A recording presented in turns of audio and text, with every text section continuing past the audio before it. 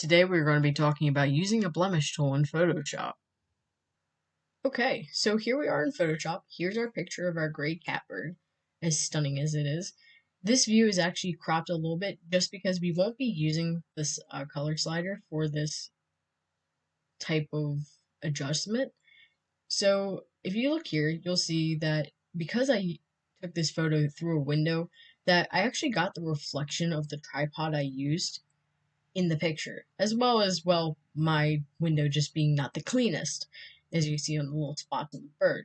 Those are going to be the two main parts of this that we're going to be fixing with the blemish tool in Photoshop. So if you look over here, there's this little tool called a loop. If you click on it, it'll make your cursor into a loop, or a lasso, sorry. And if you go over here and you map it out, you'll get this studded area, just like that. And you can actually map out, I'm going to be mapping out the 3 prongs, or the 3 legs of the tripod in the photo. And then we're going to go over here to what looks like a band-aid over a dotted line.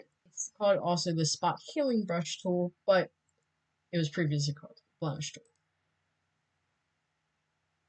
So when you click it, say spot healing brush tool, you get this circle. Now this circle can be changed in size. If you go up to the top toolbar, and you'll see the size, hardness, and spacing. We're going to be focusing just on the size of it for this, but the hardness would also be adjustable as well as the spacing, but we're really just focused on the size of our brush. So you click out, and you come over here, and use this tool to cover up your area. Now, the reason why we use the lasso tool is because we really don't want to get anything other than our tripod in this.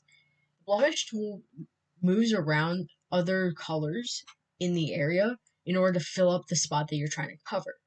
So while using this, you see it's tinted black, so you can see where you're placing your blemish, where you're trying to fix it, and then it will disappear. And you can do this over here as well. So using the lasso tool, you'll see that I can scribble outside the lines here and still only be in the selected area.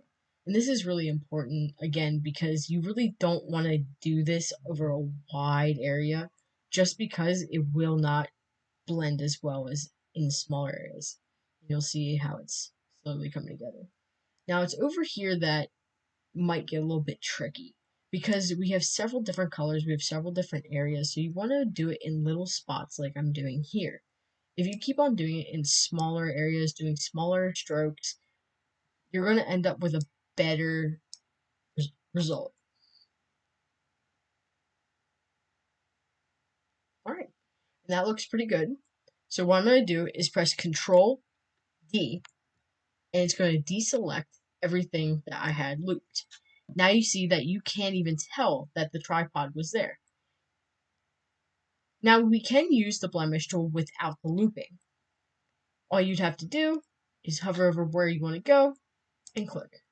You'll see that black dot show up, and then it will disappear, and bam. All of a sudden, I had the cleanest window in all of the state. I'll do it here, just like that. Now, it still looks a little bit odd over here, so I'm going to take my blemish tool again and just kind of go up and try and make this blend out a little bit better.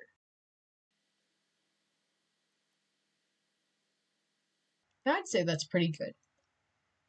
So there you have it. You have your perfectly crisp picture of your gray catbird, no longer with the spots that were on my window or with the tripod in the background.